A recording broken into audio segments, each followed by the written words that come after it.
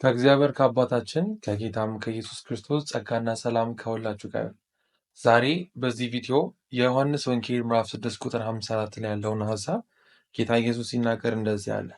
ሥጋዬን የሚበላ ደሜንም የሚጠጣ የዘላለም ሕይወት አለው፣ እኔም በመጨረሻው ቀን አስነሳዋለሁ።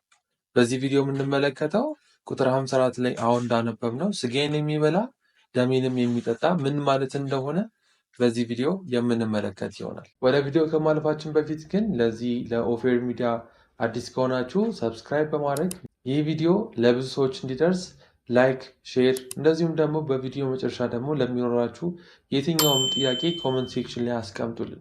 የዮሐንስ ወንጌል ምዕራፍ 6 ቁጥር 54 ላይ በመግቢያው እንዳነበብ ነው ጌታ ኢየሱስ ሲናገር ሥጋዬን የሚበላ ደሜንም የሚጠጣ የዘላለም ሕይወት አለው፣ እኔም በመጨረሻ ቀን አስነሳዋለሁ ብሏልና ሥጋዬን የሚበላ ደሜንም የሚጠጣ ማለት ምን ማለት ነው? ጌታ ኢየሱስ ክርስቶስ በዮሐንስ ወንጌል ምዕራፍ 6 ላይ እየተናገረ ያለው ስለ ጌታ እራት ወይም ደግሞ ስለ ቅዱስ ቁርባን ስለሚባለው ነው ወይስ ደግሞ ስለሌላ ነገር ነው እየተናገረ ያለው የሚለውን ነገር ሙሉ ለሙሉ በዚህ ቪዲዮ የምንመለከት ይሆናል።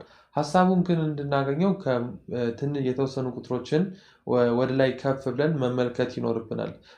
የዮሐንስ ወንጌል ምዕራፍ 6 ሙሉ ለሙሉ ሀሳቡን ስንመለከተው ያለው ታሪክ የዮሐንስ ወንጌል ምዕራፍ 6 ቁጥር 1 ሲጀምር ደቀ መዛሙርቱ እና ኢየሱስ ወደ ገሊላ ባህር ማዶ እንደተሻገሩና በዚያም ደግሞ ብዙ ሰው ኢየሱስን መከተል እንደጀመረ እንመለከታለን። ከዛ ሁላችንም የምናውቀው ደግሞ 2 ዓሣና 5 እንጀራ ለበርካታ ሰዎች እንደተመገቡ እንመለከታለን። ከእነሱም ደግሞ 12 መሶብ እንደተረፈ እና ህዝቡ ተሰብስቦ ጌታ ኢየሱስ ክርስቶስን ሊያነግሱት እንደፈለጉ ጌታ ኢየሱስን ደግሞ ከእነሱ ተሰውሮ ወደ ተራራ እንደሄደባቸው እንመለከታለን።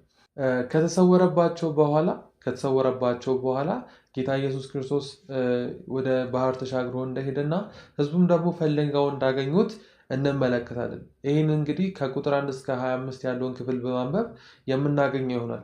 በመቀጠል ከቁጥር 25 ጀምሮ ያለውን ሀሳብ በሀሳብ ቃል በቃል እየተረጎምን እንሄዳለን ማለት ነው። የዮሐንስ ወንጌል ምዕራፍ 6 ቁጥር 25 ሲነበብ በባህር ማዶም ሲያገኙት መምህር ሆይ ወደዚህ መች መጣህ አሉት። ኢየሱስም መልሶ እውነት እውነት እላችኋለሁ የምትፈልጉኝ እንጀራን ስለበላችሁና ስለጠገባችሁ እንጂ ምልክትን ስላያችሁ አይደለም አላቸው። ለሚጠፋ መብልም አትስሩ፣ ነገር ግን ለዘላለም ሕይወት ለሚሆን መብል የሰው ልጅ የሚሰጣችሁን ስራ እርሱንም የእግዚአብሔር አብ አትሞታልና ይላል። በዚህ ክፍል ላይ የምንመለከተው ኢየሱስ ልክ እነዛ ህዝቦች መጥተው ወደ ኢየሱስ ወዴት ሄደ ነው ወደዚህ መች መጣ ሲሉት እናንተ እኔን እየተከተላችሁ ያላችሁት ስለበላችሁና ስለጠጣችሁ ነው። ነገር ግን ለስጋ ለመብል ብላችሁ እኔን መከተል ለሌለባችሁ ወይም ደግሞ ለሚጠፋ መብል አትስሩ ያለ ሲናገር እንመለከታለን። ቁጥር 27 ላይም ለሚጠፋ መብል አትስሩ፣ ነገር ግን ለዘላለም ሕይወት ለሚሆን መብል የሰውም ልጅ የሚሰጣችሁን ስራ እርሱን እግዚአብሔር አብ አትሞታልና ብሎ ይናገራል። ለዘላለም ለሚሆን መብል፣ ለዘላለም ሕይወት ለሚሆን መብል እርሱም የሰው ልጅ የሚሰጣችሁን ስራ አትሞታል። የሰው ልጅ የሚሰጣችሁን ስራ ስሩ እሱንም እግዚአብሔር አብ አትሞታልና ብሎ ሲናገራቸው እንመለከታለን። እንግዲህ የእግዚአብሔር ስራ እንድንሰራ ምን እናድርግ አሉት።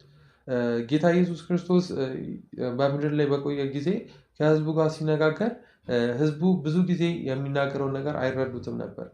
ወይ በምሳሌ ካላስረዳቸው ልክ የሚናገራቸውን ነገሮች ቀጥታ ከምድራዊ ነገር ጋር እያገናኙ ነበር የሚሰሩት እና ጌታ ኢየሱስ እዚህ ክፍል ላይ የሰው ልጅ የሚሰጣችሁን ስራ ስሩ እሱንም ደግሞ እግዚአብሔር አብ አትሞታል ብሎ ሲናገራቸው ቁጥር 28 ላይ እንደምንመለከተው እንግዲህ የእግዚአብሔርን ስራ እንድንሰራ ምን እናደርግ አሉት። አሁን እንግዲህ ጌታ ኢየሱስ ክርስቶስ ስራ እንዲሰሩ ነገራቸው።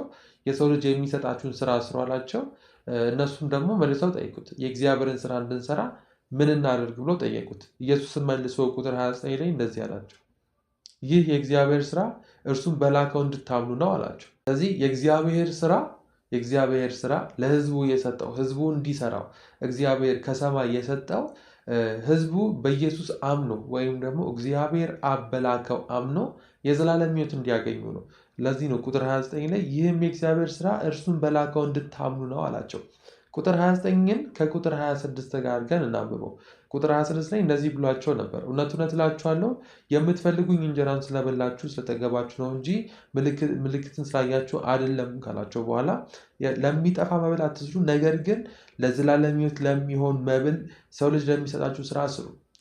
የሰው ልጅ የሚሰጣችሁ ስራ አለ፣ እሱም ደግሞ ለዘላለም ሕይወት የሚሆን ነው ብሏቸው ነበር።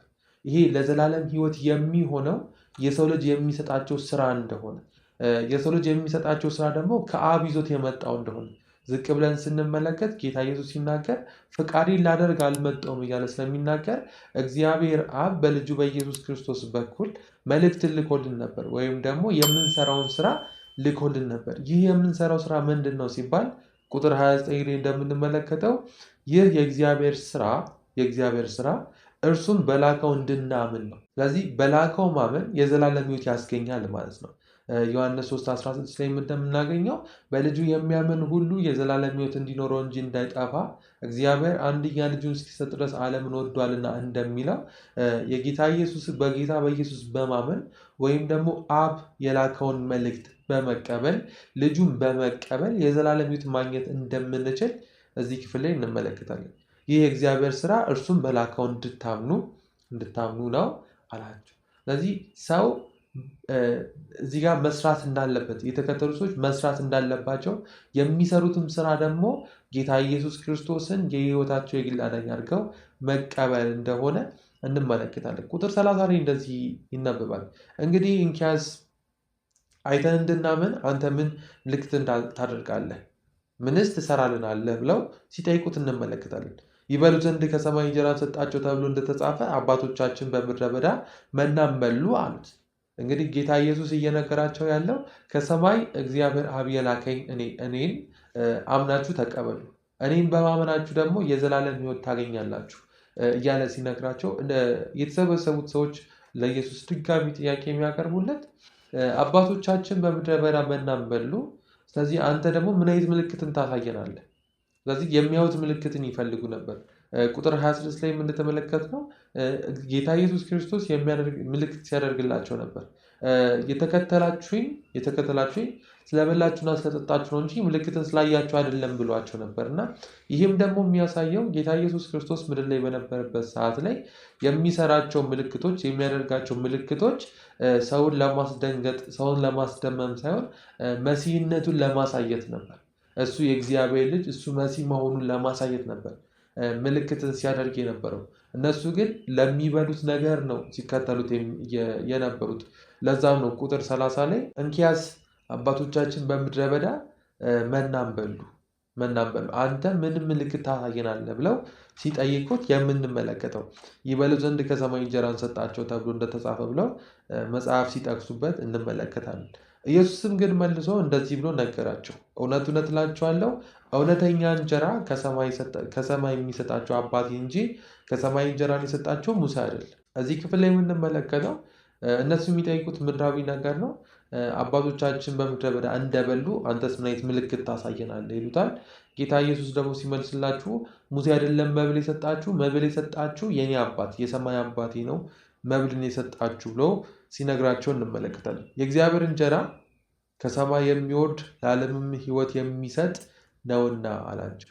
እንግዲህ ጌታ ኢየሱስ ክርስቶስ በተደጋጋሚ እየተናገረ ያለው የእግዚአብሔር ስራ የእግዚአብሔር እንጀራ እያለ በእነዚህ ክፍሎች ሲናገር የምንመለከተው ጌታ ኢየሱስ ስለ ራሱ ነው እየተናገረ ያለው።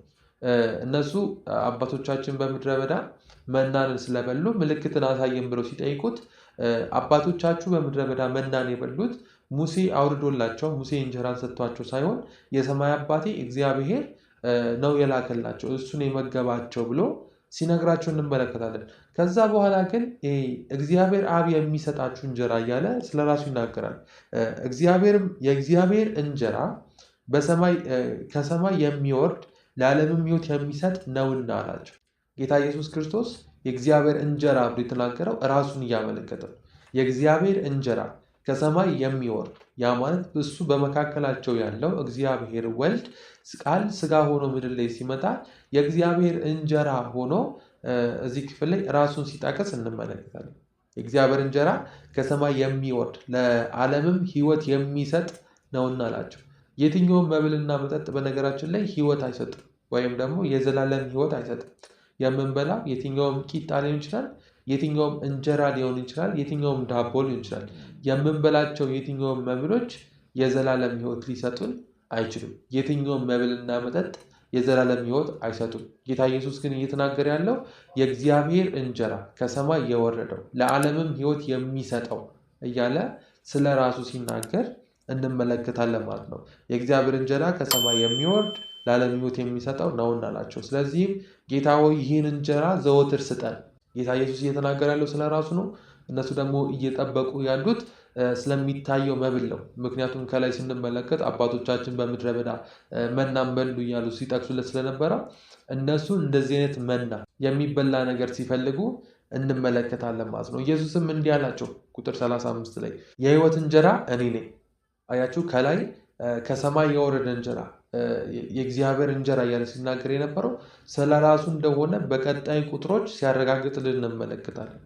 የሕይወት እንጀራ እኔ ነኝ፣ ወደ እኔ የሚመጣ ከቶ አይራብም፣ በእኔም የሚያምን ሁል ጊዜ ከቶ አይጠማም።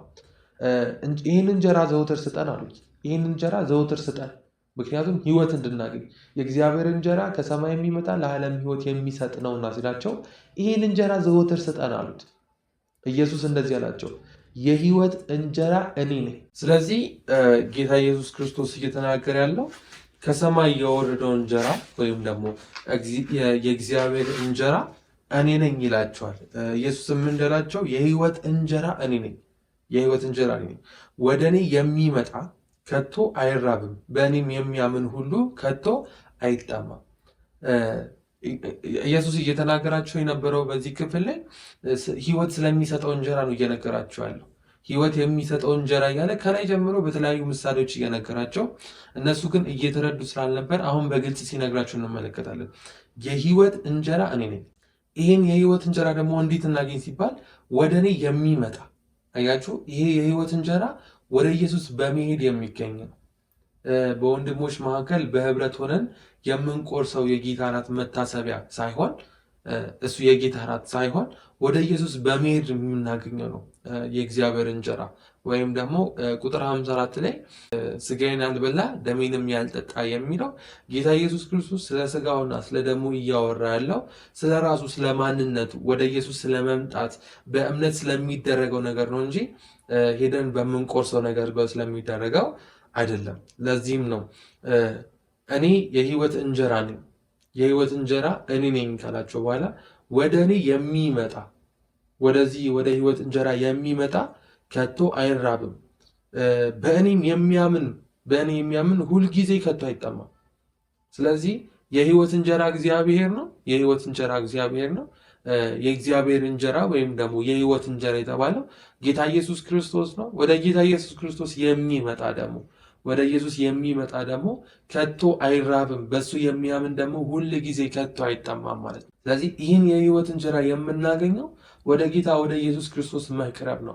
ወይም ደግሞ ጌታ ኢየሱስ ክርስቶስን የሕይወታችን የግል አዳኝ አድርገን ስንቀበል ነው። በነገራችን ላይ መቀበል የሚል ሀሳብ አለ መጽሐፍ ቅዱስ ላይ እና ዮሐንስ ወንጌል ምዕራፍ 1 ቁጥር 12 ላይ ራሱ ስንመለከት ለተቀበሉት ሁሉ ይለናል። ለተቀበሉት ሁሉ ምን ለተቀበሉት ሲባል ጌታ ኢየሱስ ክርስቶስ እሱ የእግዚአብሔር ልጅ እንደሆነ፣ በዚህ ክፍል መሰረት ደግሞ ጌታ ኢየሱስ ክርስቶስ እሱ የሕይወት እንጀራ እንደሆነ፣ ከእግዚአብሔር አብ የተላከልን እንደሆነ ለተቀበሉት ሁሉ በስሙ ለሚያምኑት ለእነሱ የእግዚአብሔር ልጆች ሆኑ ዘንድ ስልጣንን ሰጥቷቸዋል። ስለዚህ እዚህ ክፍል ላይ ጌታ ኢየሱስ እየተናገረ ያለው በእኔ ብታምኑ የዘላለም ሕይወት አላችሁ፣ የሕይወትን እንጀራ በልታችኋል እያላቸው ሲናገር እንመለከታለን። ይህን ከተናገራቸው በኋላ የሚያምንብኝ ሁል ጊዜ አይጠማም ካላቸው በኋላ ቁጥር 36 ላይ ነገር ግን አይታችሁኝ እንዳላመናችሁብኝ አልኋችሁ፣ አብ የሚሰጠኝ ሁሉ ወደ እኔ ይመጣልና ወደ እኔም የሚመጣው ከቶ ወደ ውጭ አላወጣምና። ይህን ሲናገር አይተውት እንዳላመኑበት አውቆ ጌታ ኢየሱስ ክርስቶስ እሱ ፍጹም ሰው ፍጹም አምላክ ስለሆነ ፍጹም አምላክም ደግሞ ስለሆነ አይተውት እንዳላመኑበት አውቆ እንደዚህ አላቸው፣ አብ የሚሰጠኝ ሁሉ ወደ እኔ ይመጣል፣ ወደ እኔ የሚመጣም ከቶ ወደ ውጭ አላወጣም እያለ አብ የሚሰጠው ወደ ኢየሱስ እንደሚመጣ ወደ ኢየሱስ የሚመጣ ደግሞ ከቶ ጌታ ኢየሱስ ክርስቶስ አሳልፎ እንደማይሰጠው እንደማይወጣ ሲናገር እንመለከታለን። ቅድም ያልኳችሁ ሀሳብ እዚህ ጋር ቁጥር 38 ላይ እንመለከታለን። ጌታ ኢየሱስ ክርስቶስ የእግዚአብሔር ስራ ብሎ ራሱን ሲያቀርብ ቁጥር 38 ላይ እንደዚህ ብሎ ነበር፣ ፈቃዴን ለማድረግ አይደለም እንጂ የላከኝን ፈቃድ ለማድረግ ከሰማይ ወርጃለሁና። ስለዚህ ጌታ ኢየሱስ ክርስቶስ ወደዚህ ምድር የመጣው የራሱን ፈቃድ ለማድረግ ሳይሆን ከሰማይ አባቱ የላከውን ፈቃድ የእሱን ፈቃድ ለማድረግ ነው። የእግዚአብሔር አብ ፈቃድ ደግሞ ሰው ሁሉ በጌታ በኢየሱስ ክርስቶስ አምኖ የዘላለም ሕይወት እንዲያገኝ ነው እንጂ ሰው እንዲጠፋ አይደለም የእግዚአብሔር ፈቃድ። ስለዚህ ጌታ ኢየሱስ ክርስቶስ የእግዚአብሔር አብ ፈቃድ ነው፣ ሰው በእሱ አምኖ የዘላለም ሕይወት እንዲያገኝ ማለት ነው። ለማድረግም ከሰማይ ወርጃለሁና ካላቸው በኋላ ይሄን ካላቸው በኋላ ቁጥር 39 ላይ ከሰጠኝም ሁሉ አንድስ እንኳን አላጠፋም፣ በመጨረሻውም ቀን እንዳስነሳቸው እንጂ የላከኝ አብ ፈቃድ ይህ ነው አላቸው። ስለዚህ ሰው በጌታ በኢየሱስ ክርስቶስ ካመነ ጌታ ኢየሱስ ክርስቶስ ፈጽሞ አያጠፋን፣ ወይም ደግሞ በጌታ በኢየሱስ ክርስቶስ ካመነ ፈጽሞ መጥፋት የሚባል ነገር እኛ ጋር የለም። ይህም ደግሞ የእግዚአብሔር አብ ፈቃድ ይሄ ነው። ቁጥር 36ን አንዴ ደግመን እናንብበው። የሰጠኝን ሁሉ አንድስ እንኳን እንዳላጠፋ በመጨረሻውም ቀን እንዳስነሳ እንጂ። ስለዚህ እግዚአብሔር አብ በልጁ በኢየሱስ ክርስቶስ በኩል ያደረገልን ነገር ቢኖር በልጁ በኢየሱስ ክርስቶስ ላመንን ሰዎች በእግዚአብሔር አብ ተጠብቀን በእግዚአብሔር ወልድ ተጠብቀን እንዳንጠፋና በመጨረሻው ቀን እንድንነሳ ይህ የአብ ፍቃድ ነው ማለት ነው። ይህ የአብ ፍቃድ ነው። ልጅንም አይቶ በእርሱ የሚያምን ሁሉ የዘላለም ሕይወት እንዲኖረው የአባት ፍቃድ ይህ ነው። ስለዚህ የእግዚአብሔር አብ ፈቃድ ምንድን ነው ስንል የእግዚአብሔር አብ ፈቃድ ልጅንም አይቶ ማለት እግዚአብሔር ወልድን ጌታ ኢየሱስ ክርስቶስን አይቶ በእሱ የሚያምን ሁሉ የዘላለም ሕይወት እንዲኖረው የአባቴ ፈቃድ ይህ ነው። ስለዚህ የእግዚአብሔር አብ ፈቃድ ሰው ሁሉ ጌታ ኢየሱስ ክርስቶስን ተቀብሎ እንዲድን በጌታ በኢየሱስ ክርስቶስ በማመን ብቻ የዘላለም ሕይወት እንድናገኝ ይህ የአብ ፈቃድ ነው። እኔ በመጨረሻ ቀን አስነሳዋለሁ። ስለዚህ በጌታ በኢየሱስ ክርስቶስ ማመናችን የዘላለም ሕይወት ማግኘት ብቻ አይደለም፣ መነሳትም ተስፋ ጨምራለን። ጠፍተን አንቀርም።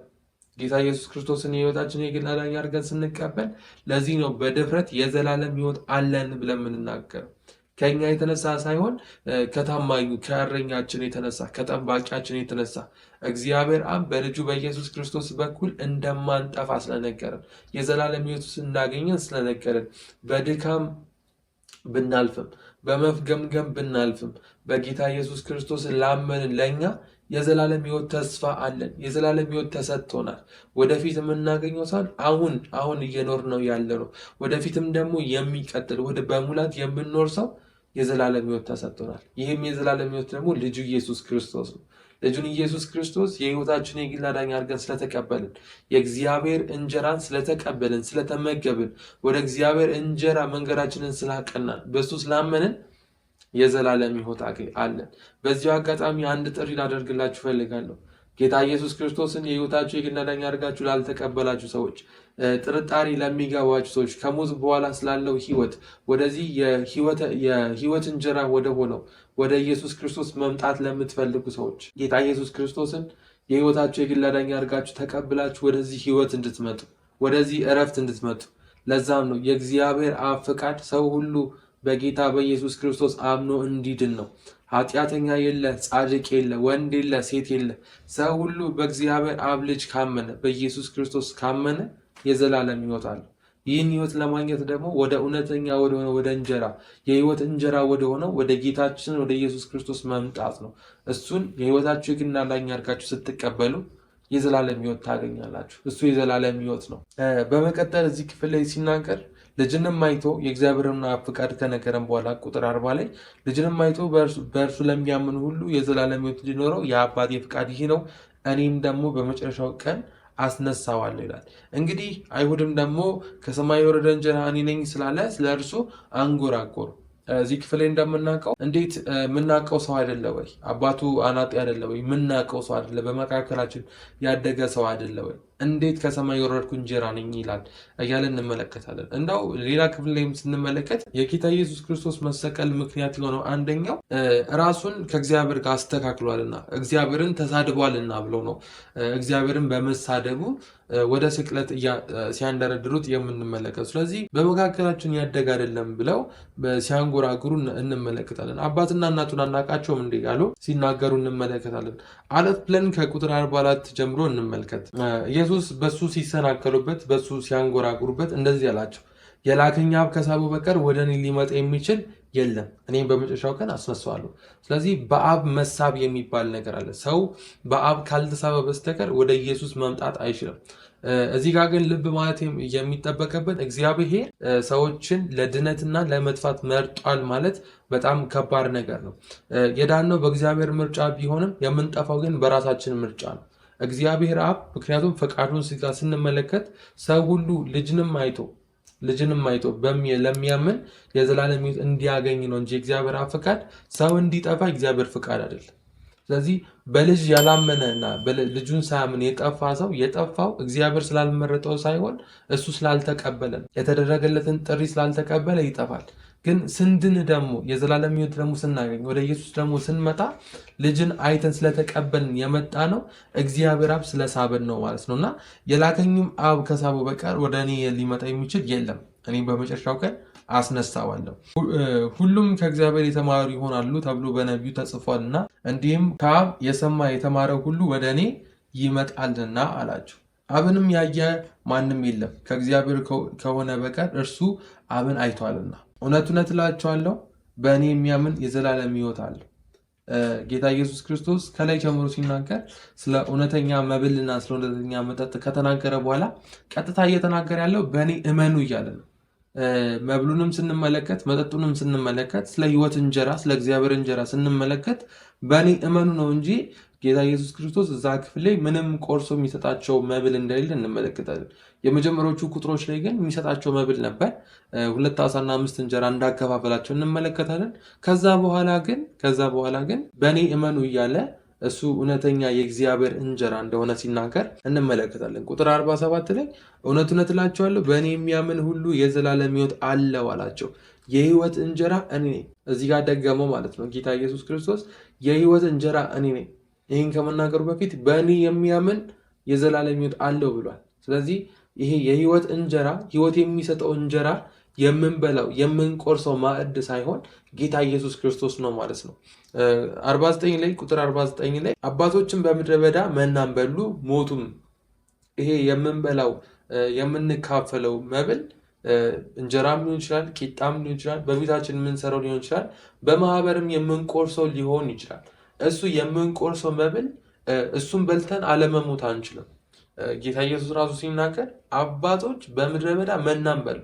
እግዚአብሔር እኮ እንጀራ ልኮላቸው መናን ልኮላቸው የመላእክትን ምግብ ልኮላቸው የስሙን ትርጉም ሳያውቁት ምንድን ነው እያሉ ይሄ መና ነው ብለው እየበሉ ምንድን ነው እያሉ እየበሉ ያንን በልተው ግን ሞቱ። ሰው በእርሱ በልቶ እንዳይሞት ከሰማይ አሁን የወረደ እንጀራ ይሄ ነው። አያችሁ፣ አባቶች ከሰማይ የወረደውን እንጀራ በልተው ሞተዋል። መና በልተው ሞተዋል።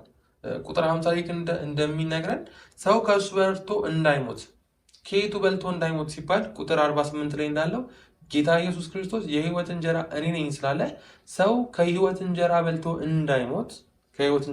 እንዳይሞት ከሰማይ አሁን የወረደው እንጀራ እኔ ነኝ። ከሰማይ አሁን የወረደው እንጀራ ይህ ነው አላቸው። ስለዚህ ሰው በልቶ የማይሞተው መናን ሳይሆን ወይም ደግሞ የተለያዩ በእኛ እጅ የሚዘጋጁ መብሎችን ሳይሆን በጌታ በኢየሱስ ክርስቶስ በማመን ነው ማለት ነው። ሰው በጌታ በኢየሱስ ክርስቶስ ካመነ የዘላለም ሕይወት አለው። ከሰማይ የወረደ ሕያው እንጀራ እኔ ነኝ አላቸው፣ አረጋገጠላቸው። አሁን ከሰማይ የወረደ እንጀራ ይሄ ነው ካላቸው በኋላ ቁጥር 51 ላይ ከሰማይ የወረደ የሕይወት እንጀራ እኔ ነኝ፣ ሰው በዚህ እንጀራ ቢበላ ለዘላለምም ይኖራል። አያችሁ፣ ከሰማይ የወረደውን እንጀራ ብንበላ ዛሬም ቢሆን ከሰማይ የወረደውን እንጀራ ብንበላ የዘላለም ሕይወት አለ። እኔም ስለ ዓለም ሕይወቴን የምሰጥ እንጀራ ስጋዬ ነው አላቸው። እንግዲህ አይሁድ ይህን ሰምቶ ስጋውን ልንበላ የሰጠን ዘንድ እንዴት ይቻላልና አላቸው። ጌታ ኢየሱስ ክርስቶስ ከላይ ጀምሮ እያነበብን እንደመጣ ነው በእሱ ስለማመን የሕይወት እንጀራ እሱ እንደሆነ እሱን የምንበላው ደግሞ በእምነት በኩል ወደ እሱ በመምጣት እንደሆነ እየነገራቸው ለእናንተም አቀርበው ስጋዬ ነው ሲላቸው አይሁድ ይህን ሰምተው እንዴት ስጋውን ልንበላ ሊያቀርብልን ይችላል ብለው ሲያጉረመርሙና ሲበተኑ እንመለከታለን። ልንበላ ይሰጠን ዘንድ እንዴት ይችላል ብለው እርስ በርሳቸው ተከራከሩ። ቁጥር 53 ላይ ስለዚህም ኢየሱስ እንዲህ አላቸው፣ እውነት እውነት እላችኋለሁ የሰው ልጅ ስጋ ካልበላችሁ ደሙንም ካልጠጣችሁ በራሳችሁ ሕይወት የላችሁ። ከላይ እንግዲህ እያነበብን እንደመጣ ነው ሕይወት የሚገኘው ከሰማይ በወረደው እንጀራ፣ የሰማይ የወረደውን እንጀራ ደግሞ የምንቀበለው በእምነት በኩል እንደሆነ እየነገረን ከመጣ በኋላ የሰውን ልጅ ስጋና ደም ካልጠጣችሁ በራሳችሁ ሕይወት የላችሁም አላቸው። ስለዚህ ሰው በራሱ ሕይወት የለውም፣ ግን በእግዚአብሔር እንጀራ ከእግዚአብሔር እንጀራ ከሰማይ ከወረደው እንጀራ የተነሳ ሕይወትን ማግኘት ይችላል። ይህን ከተናገረ በኋላ ነው እንግዲህ ቁጥር 54 ላይ እንደዚህ አላቸው፣ ስጋዬን የሚበላ ደሜንም የሚጠጣ የዘላለም ሕይወት አለው፣ እኔም በመጨረሻ ቀን አስነሳዋለሁ። ስጋዬ እውነተኛ መብል ደሜም እውነተኛ መጠጥ ነውና ስጋዬን የሚበላ ደሜንም የሚጠጣ በእኔም ይኖራል፣ እኔም በእርሱ እኖራለሁ። ሕያው አብ እንደላከኝ እኔም ከአብ የተነሳ ሕያው እንደሆንኩ እንዲሁም የሚበላኝ ደግሞ ከእኔ የተነሳ ሕያው ይሆናልና። ስለዚህ ጌታ ኢየሱስ ክርስቶስ ስጋዬን የሚበላ ደሜንም የሚጠጣ ካለ በኋላ እኔ ከአብ የተነሳ ሕያው እንደሆንኩ ከአብ የተነሳ ሕያው አብ እንደላከኝ ከአብ የተነሳም ሕያው እንደሆንኩ እንዲሁም የሚበላኝ ከእኔ የተነሳ ሕያው ይሆናል አላቸው። ከሰማይ የወረደ እንጀራ ይህ ነው። አባቶች መናን በልተው እንደሞቱ አይደለም፣ ይህ እንጀራ የሚበላ የዘላለም ሕይወት አለው። ይህን እንጀራ የሚበላ ለዘላለም ይኖራል አላቸው። ስለዚህ በማቴዎስ ወንጌል ምዕራፍ 6 ቁጥር 54 ላይ የምንመለከተው ጌታ ኢየሱስ ክርስቶስ ስጋዬን የሚበላ ደሜን የሚጠጣ እያለ ሲናገር ስለ ጌታ እራት ወይም ደግሞ በወንድሞች ህብረት መካከል ሆነን ስለምንወስደው ስለ ቅዱስ ቁርባን ሳይሆን ጌታ ኢየሱስ ክርስቶስ እየተናገረ ያለው በኢየሱስ ስለማመን በእሱ ስለማመን እና የዘላለም ሕይወት ስለማግኘት ስጋዬና ደሜን ሲል እኔን ብሉኝ እያለ ነው። ጌታ ኢየሱስ ክርስቶስ እኔን ብሉኝ፣ እኔን ስትበሉኝ ከእኔ የተነሳ የዘላለም ሕይወት ይኖራቸዋል እያለ ሲነግራቸው እንመለከታለን። ኢየሱስን ደግሞ የምንበላው ከእምነት የተነሳ እንደሆነ ከቁጥር 22 ጀምሮ ያለውን ሀሳብ ቃል በቃል እያወራን እስካሁን እያነሳን እየተማማርን ቆይተናል ማለት ነው። ስለዚህ ስጋዬን የበላ ደሜንም የሚጠጣ የዘላለም ሕይወት አለው ሲባል ጌታ ኢየሱስ ክርስቶስን በማመን አብ የላከውን በልጁ በማመን የእግዚአብሔር አብ ፈቃድ ሰው ሁሉ ልጅን አይቶ እንዲያምን ስለሆነ ጌታ ኢየሱስ ክርስቶስን የሕይወታችን የግል አዳኝ አድርገን ስንቀበል ያኔ ስጋውንና ደሙን እንደበላን ደሙን እንደጠጣን ስጋውን የሚበላ ደግሞ የዘላለም ሕይወት እንዳለው መጽሐፍት ይናገራል።